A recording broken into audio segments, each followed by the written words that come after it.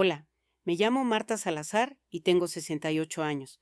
Vivo en Miami desde hace más de 2 décadas, en un apartamento modesto del Doral, donde las paredes están llenas de fotografías de mi familia. Hoy voy a contarles algo que guardé en absoluto silencio durante 36 años. Una historia sobre lealtad rota, sobre decisiones que te persiguen cada noche y sobre lo que una madre hace cuando el miedo es más grande que la dignidad. Si alguna vez se han preguntado qué se siente vivir bajo el peso de un secreto que podría destruir todo lo que aman, tal vez encuentren algo de ustedes mismos en lo que voy a contarles. Soy jubilada. Trabajé muchos años como secretaria administrativa, después como traductora freelance. Nada que llame la atención, nada extraordinario. Y precisamente así quise vivir después de lo que pasó, invisible, callada, sin hacer olas. Tengo una hija, Claudia, que hoy es profesora de literatura en la Universidad de Miami y tiene un hijo hermoso de 15 años. Vivo cerca de ellos, pero sé que hubo una distancia entre nosotras durante años, una sombra que yo misma construí y que nunca desapareció del todo. Muchas de ustedes que me escuchan quizás han vivido bajo gobiernos autoritarios. Tal vez conocen esa sensación de que las paredes tienen oídos, de que una palabra equivocada puede cambiarlo todo. Yo viví eso durante décadas. Y recién ahora, después de tantos años, después de que Fidel Castro muriera en 2016 y de que finalmente algo en mí se rompiera, me siento lista para hablar. Déjenme llevarlas de regreso a 1989. Yo tenía 32 años y vivía en La Habana, en un apartamento pequeño del Vedado que compartía con mi esposo Rafael y nuestra hija Claudia, que entonces tenía 7 años. Rafael era ingeniero civil, un hombre bueno pero ingenuo, que realmente creía en la revolución con esa fe ciega, que a mí siempre me costó trabajo entender. Yo trabajaba como secretaria administrativa en un edificio gubernamental cerca de la Plaza de la Revolución. No puedo decir exactamente qué edificio era, pero era importante, muy importante.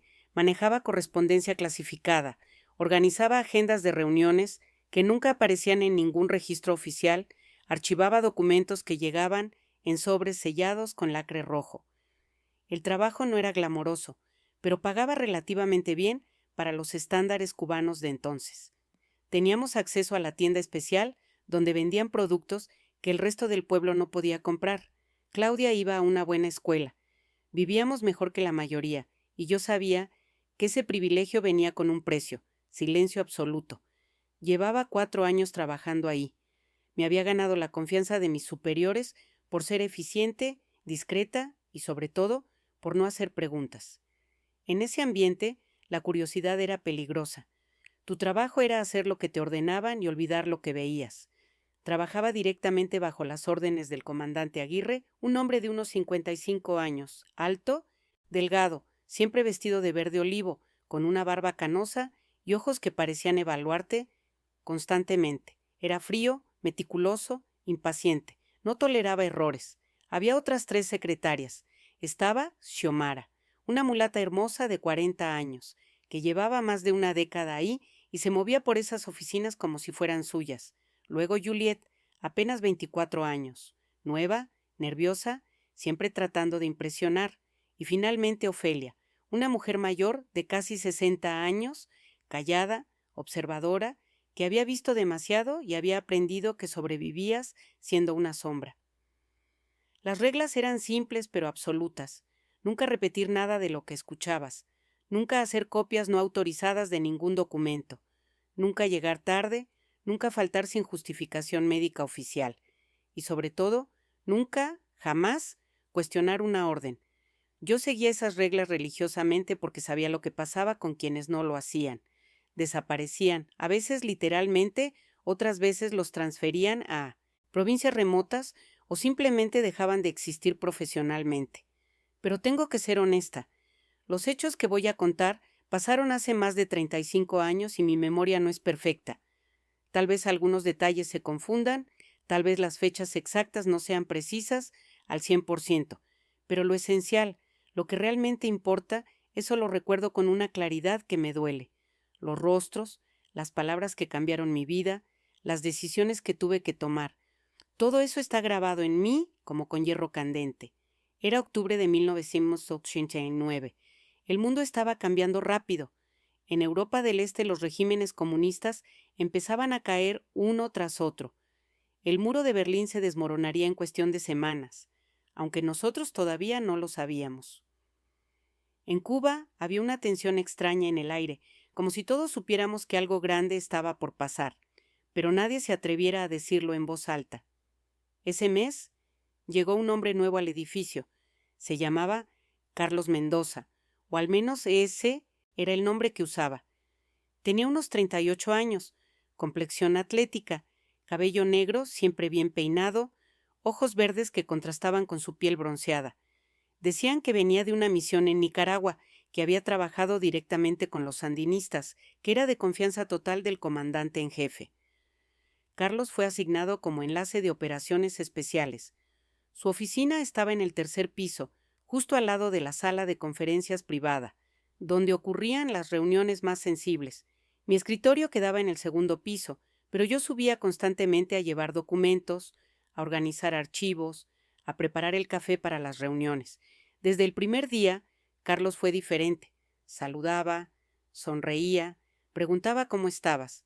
En un lugar donde la mayoría de los oficiales te trataban como muebles, esa amabilidad era desconcertante. Xiomara decía que era encantador, que hacía tiempo no llegaba alguien así al edificio. Juliet se sonrojaba cada vez que él le hablaba. Y yo, que debería haber sabido mejor, también me dejé engañar por esa calidez. Las primeras semanas fueron normales.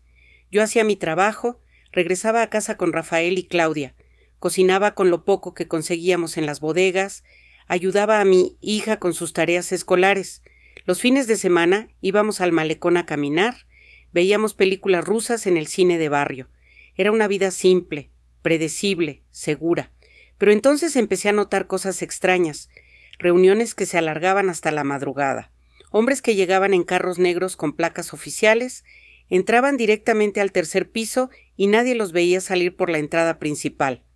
Documentos que llegaban en valijas diplomáticas y que Aguirre guardaba personalmente en su caja fuerte sin permitir que nadie más los tocara. Carlos empezó a hablarme más seguido.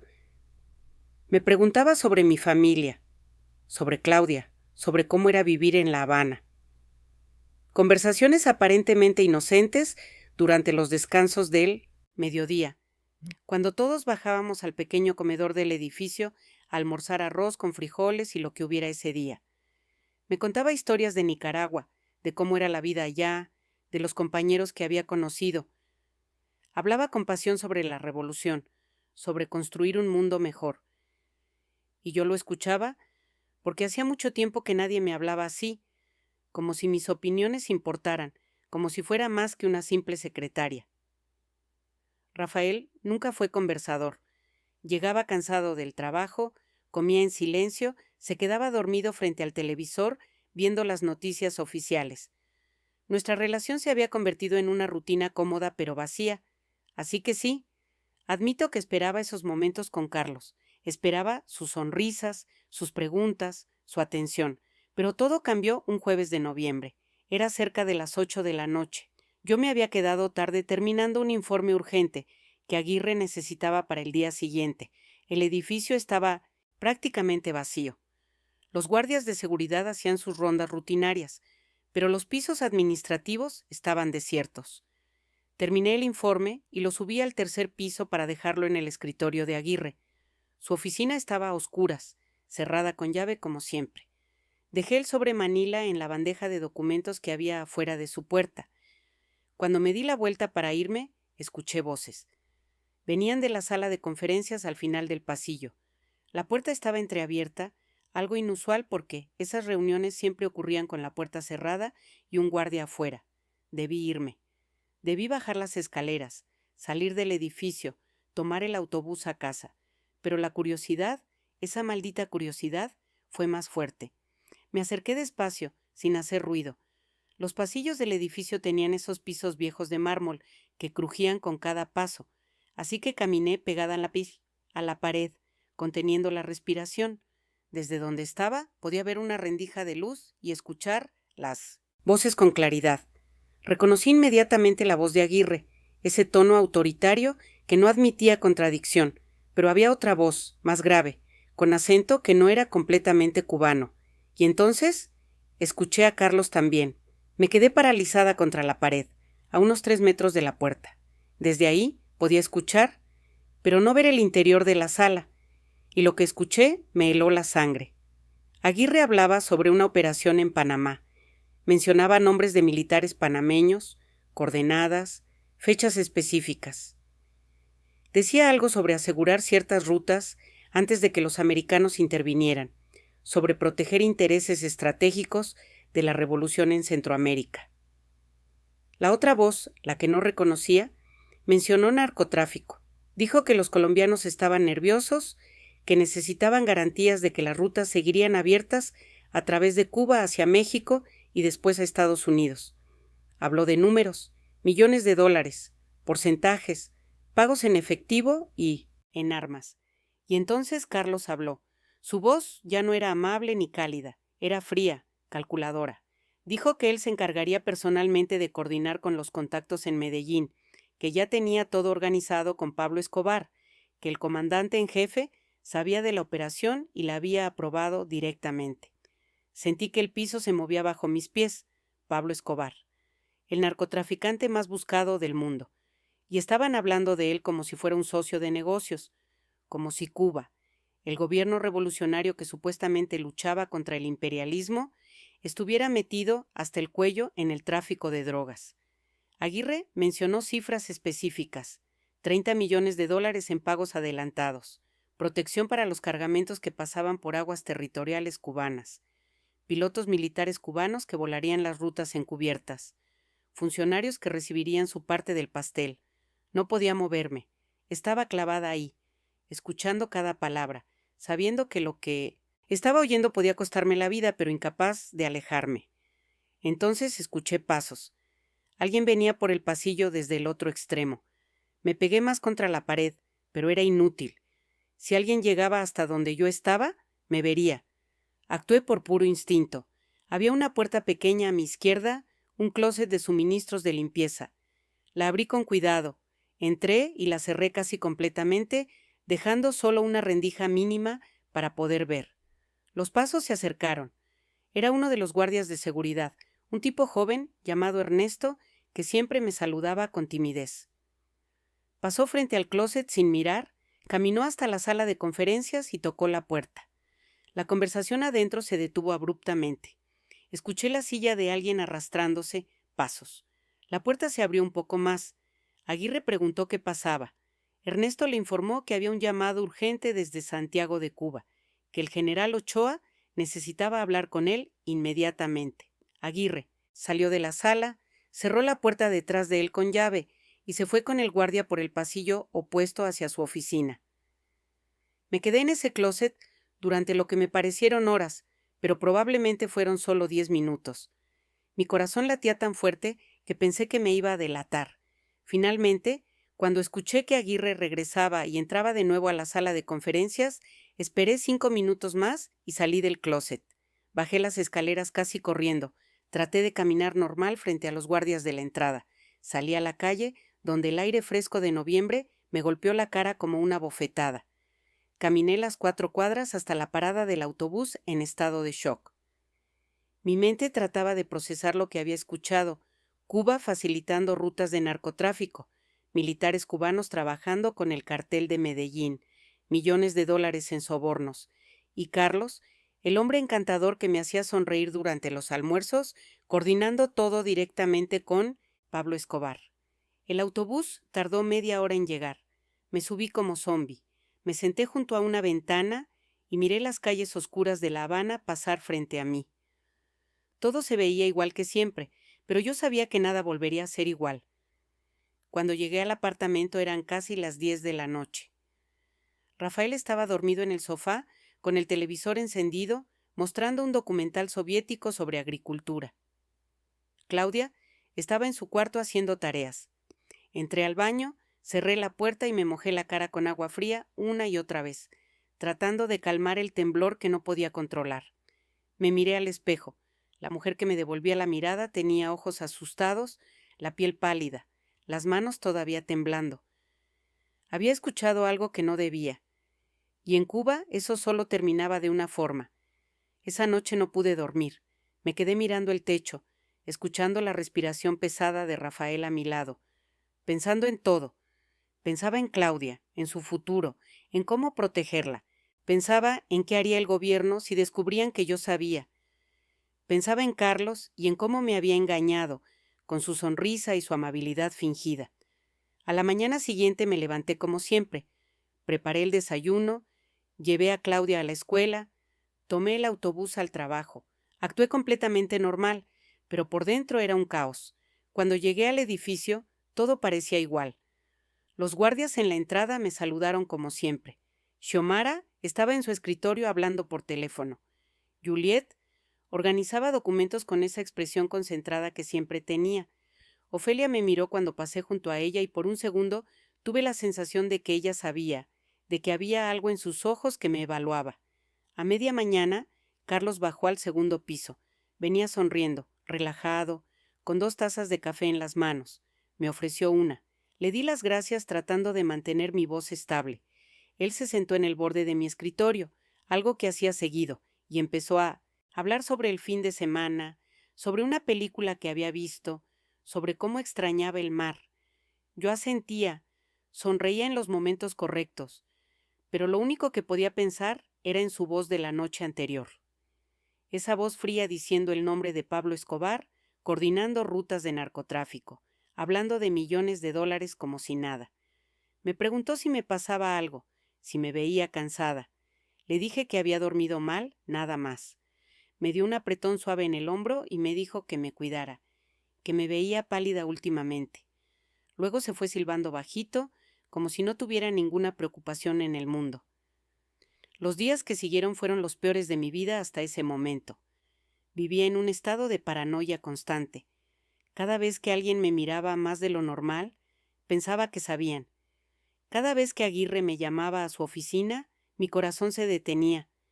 Cada vez que el teléfono sonaba en casa, pensaba que venían por mí. Rafael notó que algo andaba mal. Me preguntó varias veces si estaba enferma, si había problemas en el trabajo. Le mentí diciéndole que solo estaba cansada, que nada más era estrés. Él lo aceptó porque Rafael siempre aceptaba mis respuestas sin profundizar. Era más fácil así. Claudia también lo notó. Una noche me encontró llorando en la cocina a las 3 de la madrugada. Le dije que me dolía la cabeza, que no podía dormir. Ella me abrazó con esa ternura de niña de 7 años que todavía cree que los abrazos pueden arreglar todo. Fue 2 semanas después de aquella noche cuando las cosas se complicaron más. Aguirre me llamó a su oficina un viernes por la tarde. Entré con las piernas temblando, esperando lo peor. Él estaba sentado detrás de su escritorio, revisando unos documentos. Me indicó que cerrara la puerta. Lo hice. Me dijo que se sentara. Obedecí. Entonces me miró directamente a los ojos con esa intensidad que siempre me intimidaba y me preguntó si yo había estado en el tercer piso, jueves anterior, hace 2 semanas, cerca de las 8 de la noche. Mi corazón dejó de latir. Traté de mantener mi expresión neutral, de controlar el pánico que me subía por la garganta como veneno. Le respondí que sí, que había subido a dejarle un informe urgente. Mi voz sonó más firme de lo que esperaba. Me preguntó si había visto o escuchado algo inusual. Le dije que no, que el piso estaba vacío cuando subí, que dejé el informe y me fui directo a casa. Me estudió durante lo que me parecieron horas. Luego asintió despacio y me dijo que podía irme. Pero antes de que llegara a la puerta, agregó algo. Me dijo que valoraba mi discreción, que por eso llevaba tanto tiempo trabajando ahí, que esperaba que siguiera siendo así. Salí de esa oficina tratando de caminar normal, pero mis piernas apenas me sostenían. Aguirre sospechaba. Tal vez no tenía pruebas, pero sospechaba. Y en ese lugar, la sospecha era suficiente. Esa noche le conté todo a Rafael. No podía seguir, cargando sola con ese peso. Esperé a que Claudia se durmiera, cerré la puerta de nuestra habitación y le conté lo que había escuchado aquella noche en el tercer piso. Su reacción fue peor de lo que imaginaba. Se enojó. Me preguntó cómo podía creer esas cosas, cómo podía pensar que el gobierno revolucionario estaría involucrado con narcotraficantes. Me dijo que probablemente había malinterpretado la conversación, que mi imaginación me estaba traicionando. Le insistí que había escuchado claramente. Nombres, fechas, cifras. Pablo Escobar. 30 millones de dólares. Rutas a través de aguas cubanas. Rafael se levantó de la cama y empezó a caminar de un lado a otro de la habitación. Estaba furioso, no conmigo exactamente, sino con la situación, con el hecho de que yo lo hubiera puesto en esa posición de tener que elegir entre creerme o creer en el sistema al que había dedicado toda su vida. Finalmente me dijo que olvidara lo que había escuchado, que siguiera trabajando normalmente, que no dijera nada a nadie nunca. Me explicó que, si yo hablaba, no solo me destruirían a mí, sino a toda la familia. A él lo despedirían, a Claudia la sacarían de la escuela, nos quitarían el apartamento o peor. Tenía razón y yo lo sabía. Así que asentí, le prometí que no diría nada, que seguiría con mi vida como si nada hubiera pasado, y durante los siguientes meses, eso fue exactamente lo que hice. Pero diciembre de 1989 trajo cambios que nadie esperaba. El mundo vio caer el muro de Berlín. Los regímenes comunistas de Europa del Este colapsaban uno tras otro. Rumania, Polonia, Checoslovaquia, todos cayendo como fichas de dominó. Y en Cuba había una tensión en el aire que se podía cortar con cuchillo. En enero de 1990 comenzaron los rumores. Se hablaba de una investigación interna, de militares de alto rango siendo interrogados, de traición en las filas más altas del gobierno. Y entonces llegó la noticia que sacudió a toda Cuba. El general Arnaldo Ochoa, héroe de la Revolución, condecorado, veterano de Angola y Etiopía, había sido arrestado junto con otros oficiales de alto rango. Los cargos eran gravísimos: narcotráfico, corrupción, traición a la patria. Cuando escuché las noticias en la televisión, sentí que el aire me faltaba. Ochoa era uno de los nombres que había escuchado aquella noche, y ahora lo estaban usando como chivo expiatorio, como el responsable de todo, mientras los verdaderos arquitectos de la operación seguían en sus posiciones de poder. En el edificio donde trabajaba, el ambiente se volvió tenso como nunca antes. Aguirre estaba más agresivo, más impaciente. Gritaba por cualquier error menor. Hacía reuniones constantes a puerta cerrada. Carlos desapareció. Un día, simplemente ya no estaba. Nadie explicó nada. Nadie hizo preguntas. Xiomara me dijo en voz baja que había escuchado que Carlos fue trasladado a una embajada en África. Juliet dijo que alguien le contó que estaba en Venezuela. Ofelia no dijo nada, pero sus ojos lo decían todo. Sabía que algo grave estaba pasando y que lo más inteligente era mantenerse callada. El juicio de Ochoa fue un espectáculo. Lo televisaron. Todo el país lo vio. Ochoa, un hombre que había dado décadas de servicio a la revolución, sentado ahí, aceptando su culpa, pidiendo perdón, admitiendo cargos que todos sabíamos eran solo la punta del iceberg.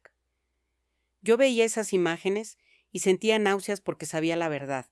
Sabía que Ochoa no era el único. Sabía que había otros mucho más arriba que habían estado involucrados en todo. Pero ellos seguían libres, seguían con sus vidas, mientras Ochoa se convertía en el ejemplo. En julio de 1990 lo fusilaron junto con otros 3 oficiales, 13 tiros en total, y Cuba entera recibió el mensaje. Nadie estaba a salvo, ni siquiera los héroes más condecorados. Si el gobierno decidía que eras un problema, desaparecías. Después del fusilamiento, Aguirre me llamó nuevamente a su oficina. Esta vez no había pregunta. Me dijo directamente que esperaba que yo hubiera aprendido la lección, que entendiera lo que le pasaba a la gente que sabía demasiado o que hablaba de más. Le aseguré que entendía perfectamente. Los años 90 fueron los más difíciles de mi vida. Cuba entró en lo que llamaron el período especial. La Unión Soviética colapsó y con ella se fueron los subsidios que habían mantenido a flote la economía cubana durante décadas. La comida se volvió escasa, la electricidad se cortaba durante horas, el transporte público casi desapareció. Pero mi pesadilla personal era diferente. Vivía con el miedo constante de que alguien descubriera que yo sabía algo. Cada vez que tocaban la puerta, cada vez que veía un carro oficial en la calle, mi corazón se aceleraba. Dormía mal, comía poco. Rafael decía que me estaba consumiendo, que necesitaba olvidar, seguir adelante, pero no podía. En el trabajo, Aguirre me vigilaba constantemente. Revisaba mi trabajo con lupa. Me hacía preguntas indirectas sobre conversaciones que había escuchado, sobre documentos que había manejado. Era una prueba constante, y yo pasaba cada prueba siendo absolutamente discreta, eficiente, invisible. Xiomara fue despedida en 1991. La acusaron de robar papel carbón de la oficina, una acusación ridícula, pero suficiente. La vi salir del edificio con sus cosas en una caja de cartón, llorando. Nunca más supe de ella. Juliet renunció en 1992. Dijo que se casaba y se iba para Camagüey con su esposo.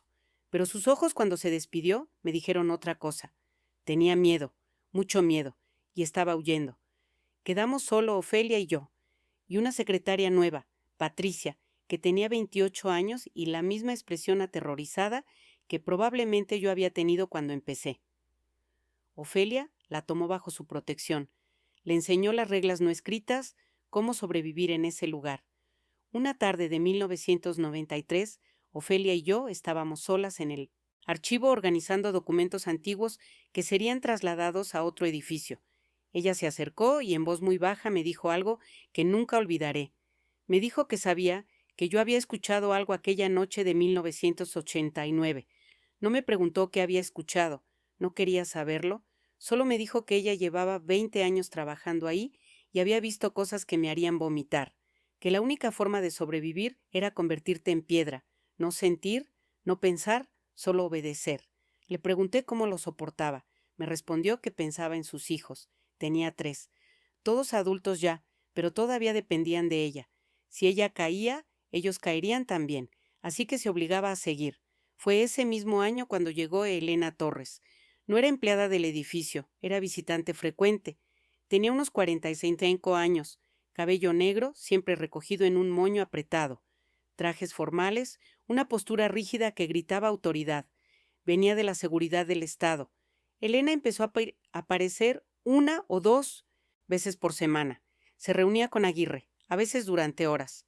Pasaba por nuestros escritorios, nos observaba trabajar, hacía preguntas casuales sobre nuestras familias, sobre nuestros esposos, sobre nuestros hijos. Todo parecía amigable, pero no lo era. Estaba evaluándonos, buscando debilidades. Un día me llamó a una oficina vacía del primer piso. Mi corazón casi se sale de mi pecho. Elena cerró la puerta, me indicó que me sentara. Luego se sentó frente a mí y me estudió en silencio durante lo que me parecieron horas. Finalmente habló. Me dijo que el Estado valoraba mi trabajo, mi lealtad, mi discreción. Me dijo que había un trabajo especial para gente como yo, gente confiable que entendía la importancia del silencio. Me preguntó si estaría dispuesta a hacer más por la revolución. Le pregunté qué tipo de trabajo. Me explicó que necesitaban gente que reportara comportamientos sospechosos entre los empleados del edificio. Pequeñas cosas, comentarios inadecuados, actitudes críticas, contactos con extranjeros. Nada elaborado, solo mantener los ojos y oídos abiertos. Era una invitación para convertirme en informante, y aunque lo presentaba como una opción, ambas sabíamos que no lo era. Decir que no era equivalente a declararte sospechosa, así que acepté. Me convertí en lo que más odiaba, una chivata, una soplona. Empecé a reportar conversaciones insignificantes. Patricia mencionó que su tío en Miami le había mandado dinero. Reportado. Un técnico de mantenimiento hizo un comentario sobre que la situación económica era insostenible. Reportado. Ofelia dijo que su hijo quería irse del país. Reportado. Cada vez que escribía esos reportes, algo dentro de mí moría un poco más. Me miraba al espejo y no reconocía a la mujer que me devolvía la mirada. Pero lo hacía porque la alternativa era peor. Rafael y yo casi no hablábamos ya. Nuestra relación se había convertido en una coexistencia fría. Él sabía lo que yo estaba haciendo, aunque nunca lo discutimos abiertamente. Me miraba con algo que no era odio exactamente, pero tampoco era amor. Era decepción. Claudia tenía 12 años y empezaba a hacer preguntas incómodas. Preguntaba por qué vivíamos tan separados del resto de la familia, por qué casi no teníamos amigos, por qué yo siempre parecía tensa. Le mentía diciéndole que era el trabajo, que era el periodo especial, que todos estaban estresados, Pero ella era inteligente. Veía más de lo que yo quería. Una noche la escuché llorando en su cuarto. Entré y la encontré abrazando su almohada. Me preguntó si yo era una de esas personas de las que hablaban en la escuela, las que trabajaban para la seguridad del Estado. Le dije que no. Fue la única vez que le mentí directamente a la cara. En 1994 ocurrió la crisis de los balseros. Miles de cubanos trataban de escapar en balsas improvisadas hacia Miami. El malecón se convirtió en un punto de partida desesperado. Vi familias enteras lanzándose al mar en estructuras que apenas flotaban, prefiriendo arriesgar sus vidas con los tiburones y las olas que seguir viviendo en Cuba. Rafael y yo tuvimos nuestra peor pelea ese año. Una noche, después de ver las noticias sobre los balseros, me dijo que deberíamos intentarlo, que deberíamos construir una balsa, juntar algo de comida y agua y lanzarnos con Claudia. Le grité que estaba loco, que nos ahogaríamos, que era suicidio. Pero la verdad era otra. Tenía miedo de que, si intentábamos escapar, Elena lo descubriera. Tenía miedo de lo que harían con nosotros si nos atrapaban. Tenía tanto miedo que prefería seguir viviendo en esa prisión que arriesgarme a algo peor. Rafael me miró con una tristeza infinita y me dijo que yo ya no era la mujer con la que se había casado, que me había convertido en parte del sistema que nos oprimía. Luego se fue a dormir al sofá, y desde esa noche nunca más volvió a dormir en nuestra cama. Los años siguientes fueron un borrón. 1995, 1996, 1997. Todos iguales.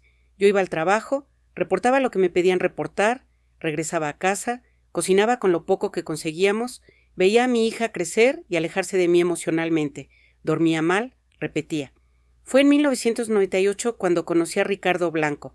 No trabajaba en mi edificio, trabajaba en el Ministerio de Transporte, pero nuestros caminos se cruzaron en una reunión interinstitucional.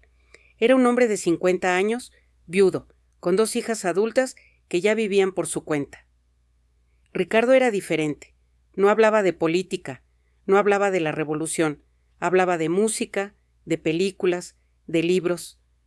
Había una ligereza en él que no había visto en nadie más en años, y cuando me miraba, me hacía sentir vista, no como una informante o una secretaria, sino como una persona. Empezamos a encontrarnos para café después del trabajo. Nada inapropiado al principio, solo conversaciones que me hacían recordar que todavía existía un mundo más allá del miedo y el control.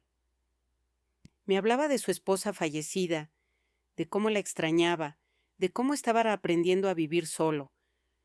Yo le hablaba de Claudia, de sus sueños de estudiar medicina, de cómo el sistema educativo estaba colapsando. Nunca le conté sobre mi trabajo real. Nunca mencioné a Elena o los reportes, pero él parecía entender sin que yo dijera nada que había partes de mi vida que no podía compartir. Rafael lo notó. Por supuesto que lo notó. Una noche me confrontó, me preguntó si estaba teniendo un amorío. Le dije que no, que solo era un amigo. Me respondió que ya no le importaba de todos modos, que hacía años que nuestro matrimonio había muerto. Tenía razón. Nuestro matrimonio había muerto aquella noche de 1989, cuando escuché esa conversación y el mundo que creíamos conocer se desmoronó. Todo lo demás había sido solo agonía prolongada. En el año 2000, Ricardo me propuso algo arriesgado. Su hija mayor vivía en España, casada con un español. Ella podría ayudarnos a conseguir visas si queríamos intentar salir legalmente. No sería fácil, tomaría tiempo, pero era posible. Le pregunté por qué haría eso por mí. Me tomó la mano y me dijo que en los 2 años que nos conocíamos me había visto sufrir calladamente cada día y que merecía una oportunidad de ser feliz. Le dije que lo pensaría, pero en realidad sabía que no podía.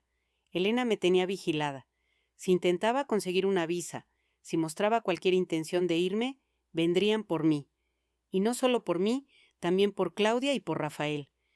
Esa conversación con Ricardo fue la última que tuvimos. A la semana siguiente, él no apareció a nuestra cita habitual de café. Llamé a su oficina y me dijeron que había sido trasladado a Guantánamo, a la provincia, no a la base naval. Un traslado repentino, sin explicación. Nunca más supe de él, y supe exactamente qué había pasado. Elena había estado vigilando nuestras reuniones. Vio a Ricardo como una amenaza, como alguien que podría sacarme del control, así que lo eliminó del tablero. Esa noche lloré por primera vez en años. Lloré por Ricardo, por mí, por toda la vida que había perdido, por todas las decisiones que me habían llevado a ese punto. Y decidí que tenía que hacer algo, lo que fuera, para sacar a Claudia de Cuba antes de que ella también quedara atrapada para siempre. Claudia tenía 18 años en el 2000. Estaba en su último año de preparatoria, soñando con estudiar medicina. Pero las universidades cubanas estaban colapsadas, sin recursos, sin materiales, sin esperanza. Empecé a hablar con ella sobre la posibilidad de casarse con alguien que pudiera sacarla del país. Se enojó conmigo. Me preguntó cómo podía sugerirle que vendiera su futuro de esa manera. Le expliqué con toda la calma que pude que no era vender su futuro, era asegurarlo, que, si se quedaba en Cuba, se pudriría como me había podrido yo. Rafael apoyó la idea por primera vez en años. Conocía a un muchacho, hijo de un colega, que tenía familia en Miami. El chico, Damián, tenía 24 años. No era malo, tenía planes de irse. Si Claudia se casaba con él, podría salir como su esposa. Claudia lloró, gritó, me acusó de querer deshacerme de ella. Pero finalmente entendió. Vio en mis ojos la desesperación, el miedo, el amor distorsionado que me hacía querer alejarla, incluso si eso significaba perderla. Se casaron en enero de 2001, una ceremonia civil simple, sin fiesta. Claudia llevaba un vestido blanco prestado. Yo traté de sonreír en las fotos, pero no pude. Sabía que estaba perdiendo a mi hija. Los trámites tomaron 8 meses, 8 meses de espera tortuosa, de entrevistas en la Oficina de Intereses de Estados Unidos, de papeles, de verificaciones. Yo viví esos meses en un terror constante de que algo saliera mal, de que Elena interviniera, de que descubrieran algo. Pero no pasó nada. Los papeles fueron aprobados. En septiembre de 2001, una semana antes de los ataques del 11 de septiembre, que cambiarían el mundo, Claudia y Damián salieron de Cuba hacia Miami. La acompañé al aeropuerto. Rafael también vino. Los tres esperamos en esa sala de despedidas que conocen todos los cubanos, donde las familias se separan sin saber si volverán a verse. Abracé a Claudia con todas mis fuerzas, respirando su olor, memorizando la sensación de tenerla entre mis brazos. Le susurré al oído que la amaba, que hiciera una vida hermosa, que no mirara atrás. Ella lloró contra mi hombro y me preguntó por qué no íbamos también nosotros. Le mentí diciendo que pronto lo haríamos, que solo necesitábamos arreglar algunas cosas primero. La vi pasar por migración, vi su figura alejándose hasta desaparecer, y supe que había hecho lo correcto al sacarla de Cuba, pero también supe que había perdido algo que nunca recuperaría. Rafael y yo regresamos al apartamento en silencio. El vacío sin Claudia era físico, palpable.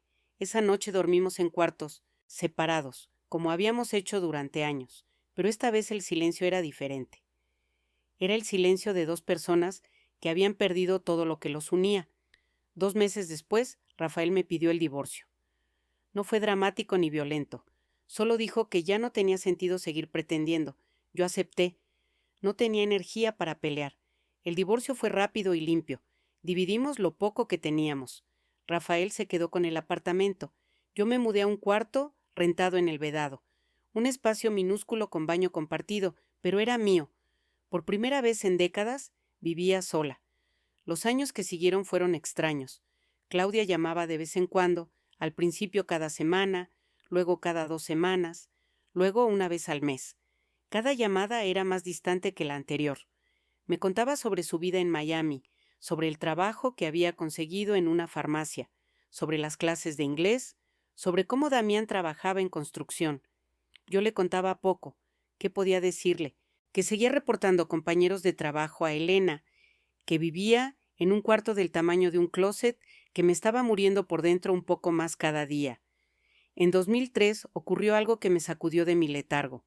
75 disidentes, periodistas y activistas de derechos humanos fueron arrestados en lo que llamaron la Primavera Negra.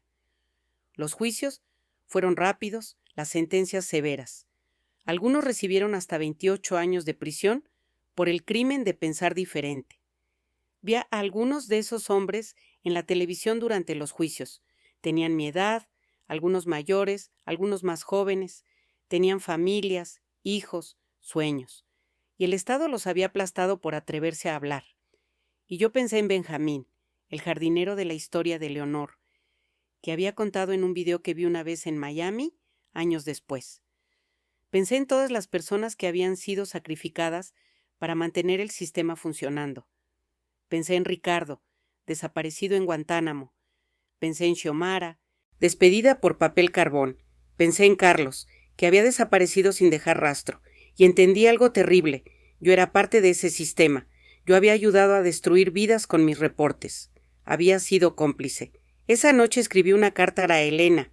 Le dije que ya no podía seguir, que renunciaba a mi trabajo como informante. No mencioné razones morales, no la critiqué. Solo dije que estaba enferma, agotada, que necesitaba retirarme. Su respuesta llegó 3 días después. No fue una carta, fue una visita personal. Elena apareció en mi cuarto una noche sin avisar. Los guardias de seguridad del edificio la dejaron pasar sin preguntas. Se sentó en mi única silla mientras yo me quedaba de pie. Me dijo con toda calma que entendía mi agotamiento, que había servido bien durante muchos años, que el Estado agradecía mi lealtad, pero agregó algo más. Me recordó que yo sabía cosas que nunca debí saber, cosas que, si alguna vez salieran a la luz, serían muy problemáticas para mucha gente importante. Me dijo que mi retiro podía ser tranquilo y digno, o podía ser complicado. La elección era mía. El mensaje era claro. Podía dejar de ser informante, pero nunca dejaría de estar vigilada. Nunca estaría realmente libre. Elena se fue dejándome con ese miedo renovado, y durante los siguientes años viví sabiendo que, en cualquier momento, si alguien decidía que yo era un riesgo, desaparecería. En 2008 cumplí 50 años. Seguía trabajando en el mismo edificio gubernamental, pero ahora solo como secretaria administrativa regular. Ofelia había fallecido 2 años antes de un infarto. Patricia se había ido a España con un novio italiano. Yo era la única que quedaba de la vieja guardia. Aguirre también se había jubilado, reemplazado por un comandante más joven que no sabía nada de mi pasado, o al menos fingía no saber. Fue ese mismo año cuando Fidel Castro, enfermo y envejecido, transfirió el poder oficialmente a su hermano, Raúl. Cuba entera observó esa transición con una mezcla de alivio y temor.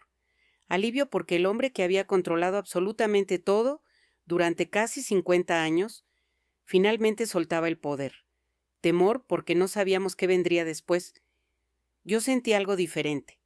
Sentí que tal vez, solo tal vez, el peso sobre mi espalda se aligeraría un poco.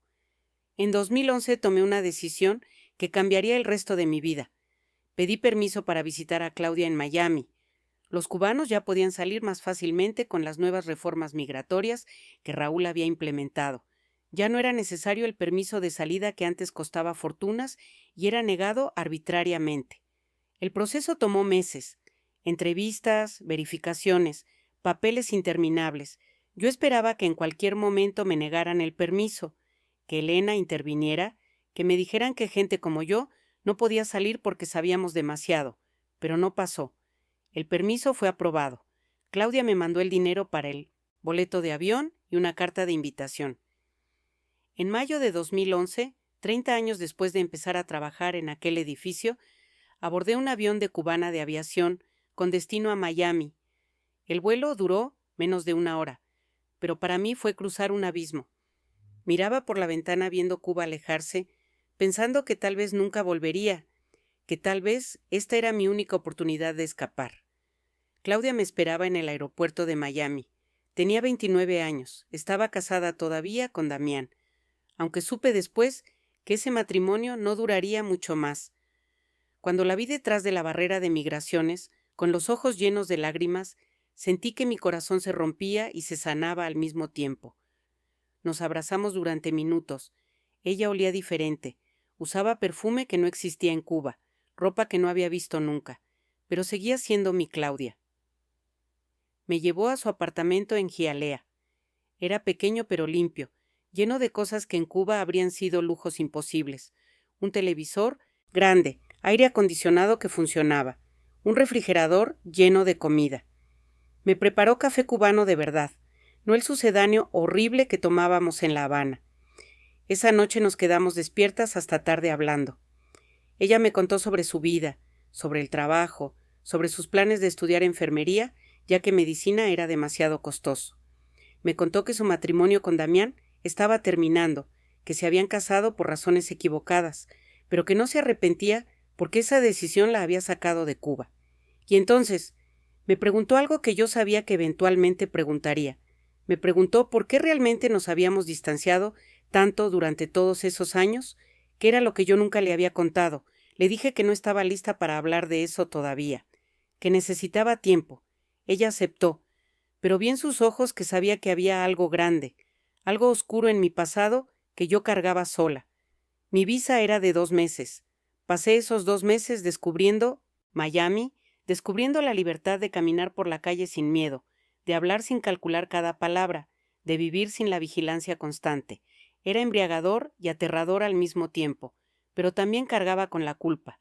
Culpa por haber dejado a Rafael solo en Cuba, culpa por todas las personas que había reportado, culpa por Ochoa y los otros fusilados mientras los verdaderos criminales seguían libres, culpa por Ricardo, por Xiomara, por todos los que habían sido destruidos por el sistema del cual yo había sido parte.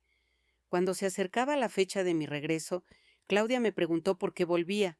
Me dijo que podía quedarme, que podía pedir asilo, que muchos cubanos lo hacían. Le expliqué que, si me quedaba, Rafael pagaría el precio, que aunque estábamos divorciados, todavía lo usarían para presionarme, para castigarme. Claudia lloró. Me dijo que no era justo, que yo merecía ser libre. Le respondí que la justicia era un concepto que no existía en mi mundo. Volví a Cuba en julio de 2011. El regreso fue más difícil que la salida. Sabía a qué volvía. Sabía que volvía a la jaula. Los siguientes 5 años fueron de una existencia gris. Trabajaba, regresaba a mi cuarto, comía poco, dormía mal. Claudia llamaba seguido al principio, luego menos. Se había divorciado de Damián en 2012 y estaba construyendo su propia vida. Conoció a un hombre, David, americano de origen puertorriqueño. Se casaron en 2013 y en 2014 nació mi nieto, Sebastián. Cuando Claudia me llamó para contarme que estaba embarazada, lloré. Lloré porque iba a ser abuela y no estaría ahí para conocer a mi nieto. Lloré porque sabía que ese niño crecería libre, sin miedo, con oportunidades que Claudia nunca tuvo. Lloré por todo lo que había perdido y todo lo que había ganado al dejarla ir. En diciembre de 2014, Barack Obama y Raúl Castro anunciaron el restablecimiento de relaciones diplomáticas entre Cuba y Estados Unidos.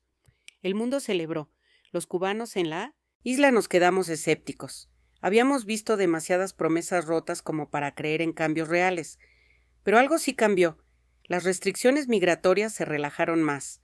Los vuelos entre Miami y La Habana se multiplicaron. Y en 2015 conseguí otra visa para visitar a Claudia, esta vez por 3 meses. Cuando vi a Sebastián por primera vez, un bebé de 1 año con los ojos de su madre y la sonrisa fácil de su padre, algo dentro de mí sanó un poco. Lo cargué y sentí que toda la mierda que había vivido, todas las decisiones horribles, habían valido la pena si al final produjeron esto. Una familia libre viviendo sin miedo. Durante esa visita Claudia me propuso algo serio. Me dijo que podía ayudarme a quedarme permanentemente, que ella y David podían patrocinarme para una residencia, que no tenía que volver a Cuba nunca más. Le pregunté qué pasaría con Rafael. Ella me miró con esos ojos que habían madurado demasiado rápido y me dijo que Rafael era un adulto que había tomado sus propias decisiones, que yo no le debía nada después de todo lo que habíamos pasado. Pero no podía. Todavía no. Algo me ataba a Cuba. No sé si era el miedo, la culpa o simplemente la incapacidad de cortar completamente con ese pasado. Volví a La Habana en agosto de 2015 y entonces el 25 de noviembre de 2016 sucedió lo que nunca pensé que vería. Fidel Castro murió.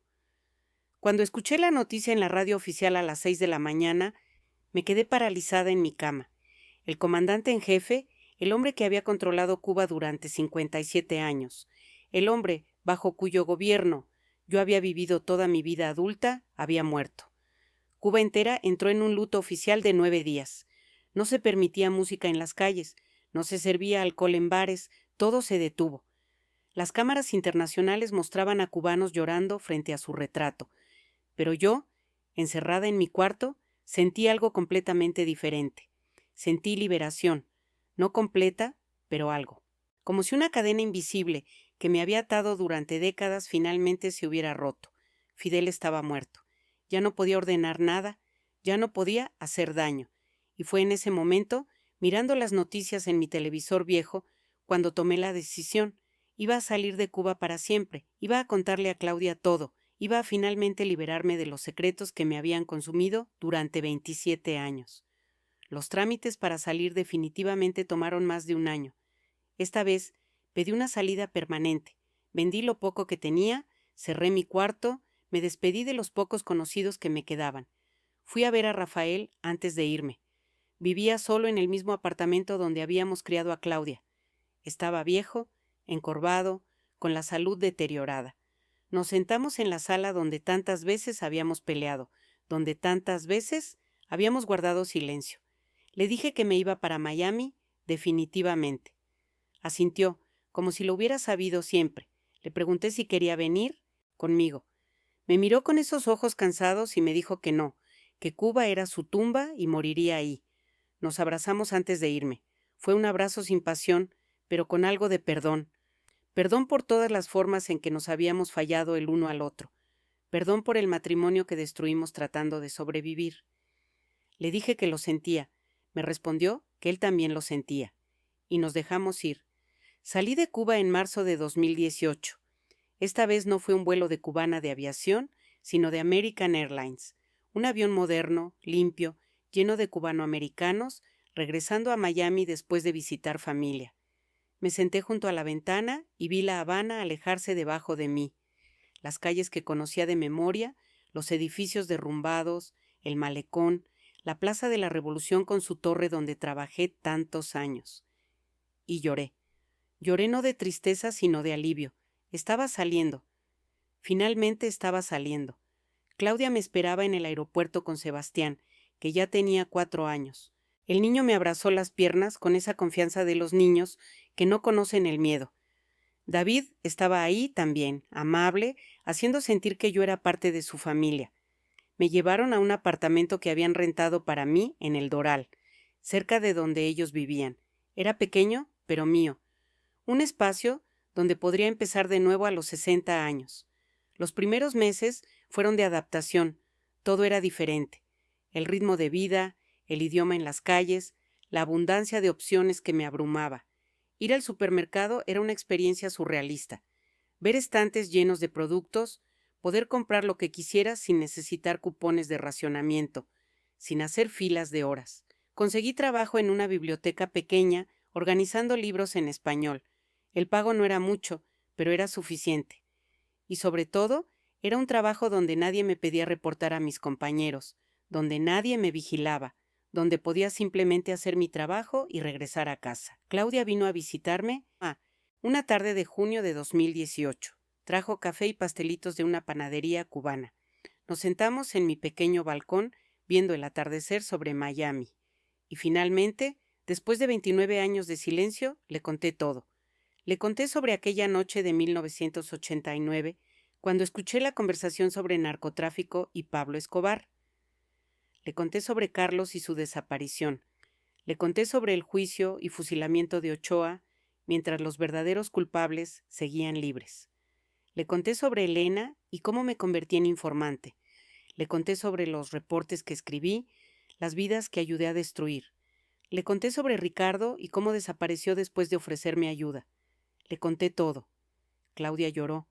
Lloró por mí, por lo que había vivido, por las decisiones imposibles que tuve que tomar. Me preguntó por qué no le había contado antes. Le expliqué que no podía mientras estuviera en Cuba, que el silencio era la única forma de protegerla, que ahora finalmente podía hablar, porque Fidel estaba muerto y yo estaba fuera de su alcance. Me preguntó si me arrepentía de las cosas que había hecho. Le dije la verdad. Me arrepentía de muchas cosas. Me arrepentía de los reportes que escribí. Me arrepentía de no haber sido más fuerte. Me arrepentía de haber ayudado a sostener un sistema que destruía vidas, pero no me arrepentía de haber hecho lo que fuera necesario para sacarla a ella de Cuba. Eso nunca. Me preguntó si alguna vez había pensado en hacer algo con esa información, en contar públicamente lo que sabía sobre el narcotráfico y el gobierno cubano. Le dije que no, que esa información había muerto con Ochoa y los otros fusilados, que ya no importaba, que lo único que importaba ahora era vivir el tiempo que me quedaba en paz. Claudia me abrazó durante mucho tiempo, y algo entre nosotras que había estado roto, desde que ella tenía 7 años, finalmente empezó a sanar. No completamente. Las cicatrices nunca desaparecen del todo, pero al menos ahora. Entendía por qué había sido una madre distante, por qué vivía con tanto miedo, por qué la había empujado a casarse con Damián y salir de Cuba. En 2019 empecé terapia. Mi terapeuta, una mujer cubanoamericana, de segunda generación que entendía el trauma de los exiliados, me ayudó a procesar décadas de dolor comprimido. Le conté lo que pude sin revelar nombres específicos o detalles que pudieran comprometer a alguien. Me ayudó a entender que yo también había sido víctima, que las decisiones que tomé fueron en contextos de supervivencia, que cargar con culpa eterna no honraba a nadie. Pero las pesadillas siguieron. Soñaba con Elena tocando mi puerta en Miami. Soñaba con regresar a Cuba y no poder salir. Soñaba con Ochoa parado frente al pelotón de fusilamiento mirándome acusadoramente. Soñaba con Carlos, con Ricardo, con todas las personas que habían desaparecido. Rafael murió en abril de 2020, durante la pandemia. Claudia recibió la llamada de un primo lejano que todavía vivía en Cuba. Rafael había tenido un derrame cerebral y murió solo en aquel apartamento. No pudimos ir al funeral por las restricciones de COVID. No hubo despedida, no hubo cierre. Lloré por él durante días. No porque nuestro matrimonio hubiera sido bueno, sino porque representaba toda una época de mi vida. Habíamos sido jóvenes juntos, habíamos soñado juntos antes de que todo se desmoronara. Y ahora estaba muerto, enterrado en Cuba, lejos de todo. Fue durante los encierros de pandemia cuando empecé a escribir esta historia. Al principio solo fragmentos, recuerdos que me visitaban en las noches cuando no podía dormir. Escribía en un cuaderno viejo, a mano, escondiendo las páginas como si alguien pudiera encontrarlas. Pero poco a poco esos fragmentos se convirtieron en algo más grande. Se convirtieron en una necesidad. Necesitaba sacar todo esto de mi pecho. Necesitaba que alguien supiera quién había sido realmente Marta Salazar en 1989, qué había escuchado, qué había hecho, cómo había sobrevivido. Mi terapeuta me animó a escribir. Me dijo que era parte del proceso de sanación, que poner las cosas en palabras les daba forma, las hacía manejables. Así que seguí escribiendo. En 2021, cuando las restricciones se levantaron un poco, visité el Museo del Presidio Político Cubano en Hialeah. Es un museo pequeño pero poderoso que documenta los horrores de las prisiones políticas cubanas, las torturas, las ejecuciones, las vidas destruidas por el régimen. Caminé por esas salas viendo fotos de presos políticos, leyendo testimonios de sobrevivientes, viendo uniformes rayados de prisión, grilletes, documentos oficiales de condenas, y vi nombres de gente que había conocido tangencialmente, gente que había trabajado en edificios gubernamentales como yo, gente que había sabido demasiado o hablado demasiado y había pagado el precio final. Salí de ese museo temblando. Claudia me preguntó si estaba bien. Le dije que sí, pero no era cierto. Había visto mi propio futuro alternativo. Si Elena hubiera decidido que yo era un riesgo, si Aguirre hubiera confirmado que yo escuché aquella conversación, yo habría terminado en una de esas prisiones, o fusilada, o desaparecida. Había sobrevivido por pura suerte y por ser lo suficientemente útil como informante para que me mantuvieran viva. No había nada heroico en mi supervivencia. Solo había sido cálculo frío de gente que decidió que era más valiosa reportando a mis compañeros que muerta. Ese mismo año, Sebastián cumplió 8 años. Claudia organizó una fiesta en su casa con amigos de la escuela, padres, globos, pastel, regalos. Yo ayudé con la comida, con la decoración. Y mientras veía a Sebastián jugar con sus amigos, gritando y riendo sin una preocupación en el mundo, sin miedo, sin vigilancia, me di cuenta de algo. Había valido la pena. Todo el dolor, todo el trauma, todas las decisiones horribles habían valido la pena porque habían producido esto. Un niño libre creciendo en un país donde podía hacer lo que quisiera, donde podía hablar sin miedo, donde podía soñar sin límites. En 2023, algo inesperado pasó. Estaba en la biblioteca donde trabajo organizando libros cuando reconocí a alguien. Era una mujer de unos 65 años, delgada, con el cabello completamente blanco, mirando la sección de historia latinoamericana. Algo en su postura me resultó familiar. Me acerqué y cuando levantó la vista, la reconocí. Era Patricia, la secretaria joven que había trabajado conmigo en los años 90, la que eventualmente se había ido a España con un novio italiano. Nos miramos durante un segundo de reconocimiento mutuo. Luego, sin decir palabra, ella me siguió hasta una esquina tranquila de la biblioteca. Hablamos en susurros. Me contó que había vivido en Madrid durante 20 años, que su matrimonio con el italiano no había durado, que tenía 2 hijas adultas viviendo en España, que ella había venido a Miami a visitar a una prima. Me preguntó cómo había llegado yo aquí. Le conté brevemente mi historia, la salida en 2018, Claudia, mi nieto. Y entonces Patricia me dijo algo que me dejó helada. Me dijo que ella sabía lo que yo había hecho, que sabía que yo reportaba gente a Elena. Todos lo sabían, o al menos lo sospechaban. Me explicó que cuando trabajabas en ese edificio, aprendías a leer las señales, a identificar a los informantes. Sentí que el piso se abría bajo mis pies. Le pregunté por qué nunca me confrontó, por qué nunca me odiaron abiertamente.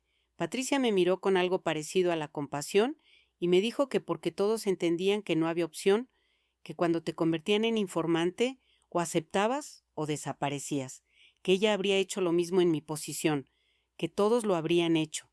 Esa conversación me liberó de una culpa que ni siquiera sabía que cargaba.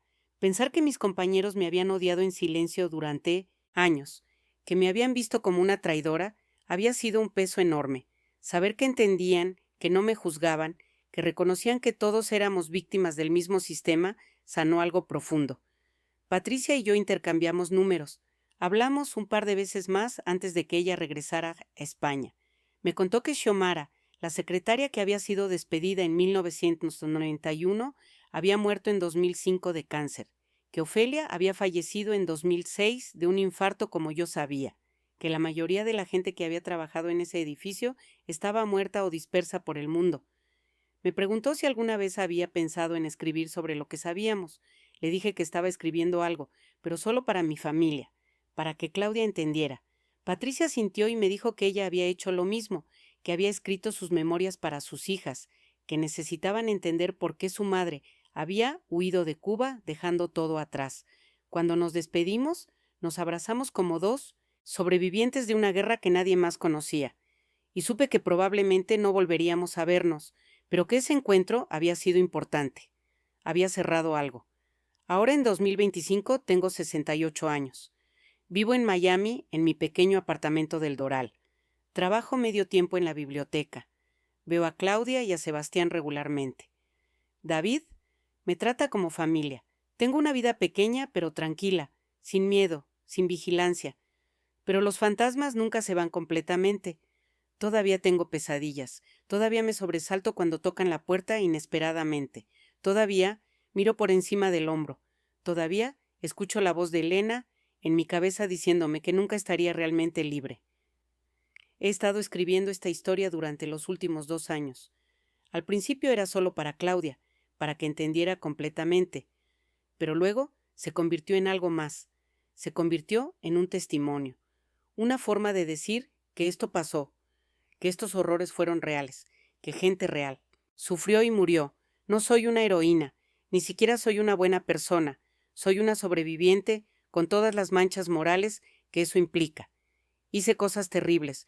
Reporté gente que no merecía ser reportada. Me callé cuando debía hablar. Pero también protegí a mi hija. También sobreviví cuando cientos no lo hicieron.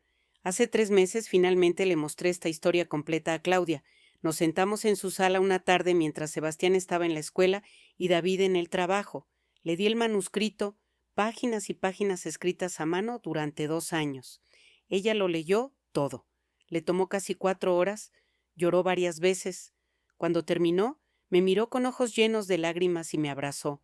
Me dijo que finalmente entendía todo, por qué había sido como fui, por qué la distancia, por qué el miedo constante. Me dijo que me perdonaba, aunque yo no había pedido perdón. Le pregunté si creía que había hecho lo correcto.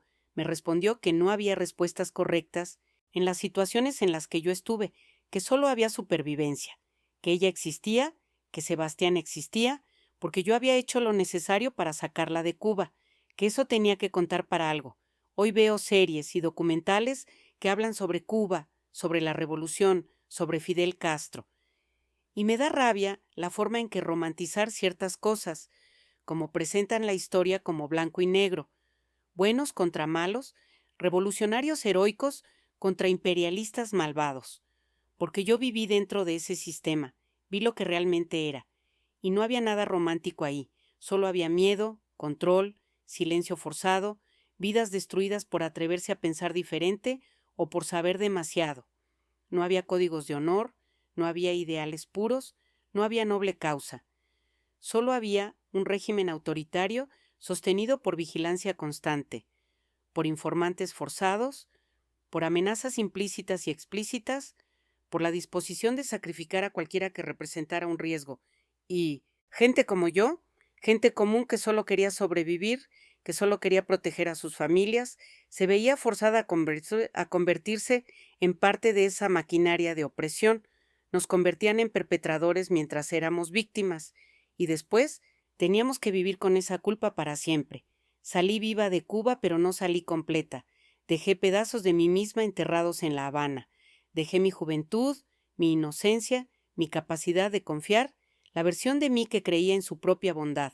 Pero estoy aquí, todavía respiro, todavía tengo a mi hija y a mi nieto, y finalmente, después de 36 años de silencio absoluto, puedo hablar. Si esta historia te tocó el corazón, te invito a suscribirte al canal. Aquí compartimos relatos que nos recuerdan que la verdad, aunque dolorosa, siempre merece ser contada. Deja tu like, compártelo y ayúdanos a llevar estas historias importantes a más personas.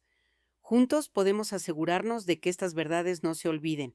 Y si tú también viviste bajo un régimen autoritario, si también tuviste que tomar decisiones imposibles para proteger a quien amas, si también cargaste secretos que pesaban demasiado, te invito a compartir tu historia en los comentarios.